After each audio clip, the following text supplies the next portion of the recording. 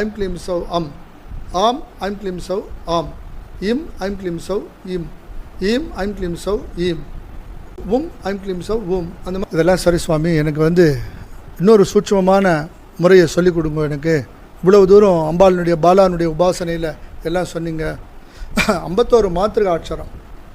அம் ஆம் இம் ஈம் உம் ஓம் ரும் ரூம் லும் லூம் ஏம் ஏம் ஐம் ஓம் அவும் அம் நமஹ.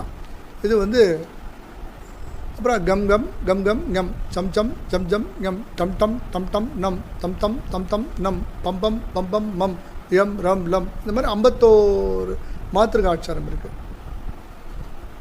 அம் ஐம் க்ளீம் சௌ அம். இந்த மாத்திருகா அக்ஷரத்தை சொல்லி பூஜை பண்ணியாச்சுன்னாக்கா தேவி கனவுல வருவா. தேவியினுடைய கொலுசு சத்தம் கேட்கும், தேவியினுடைய சிரிப்பு சத்தம் கேட்கும், தேவியினுடைய நித்திய வாசங்க கிடைக்கும். அம் ஐம் க்ளீம் சௌ அம். ஆம் ஐம் க்ளீம் சௌ ஆம். இம் ஐம் க்ளீம் சௌ இம். ஈம் ஐம் க்ளீம் சௌ ஈம். உம் ஐம் க்ளீம் சௌ உம். அந்த மாதிரி ஒரு மாத்திருகா அக்ஷரம் ஐம் க்ளீம் சௌ மந்திரம், மறுபடியும் அதே மாத்திருகா அக்ஷரம். இந்த மாதிரி 51 மாத்திருகா அக்ஷரத்தை முன்னும் பின்னும் சொல்லி ஐம் க்ளீம் சௌ நடுமதியில் வச்சு சொன்னாக்கா பாலா திருவசுந்தரி ரொம்ப சந்தோஷப்படுறதா. இந்த மாத்திருகா அக்ஷரத்தை தான் அவள் வச்சுட்டு இருக்கா கையில் ஜபமாலையா.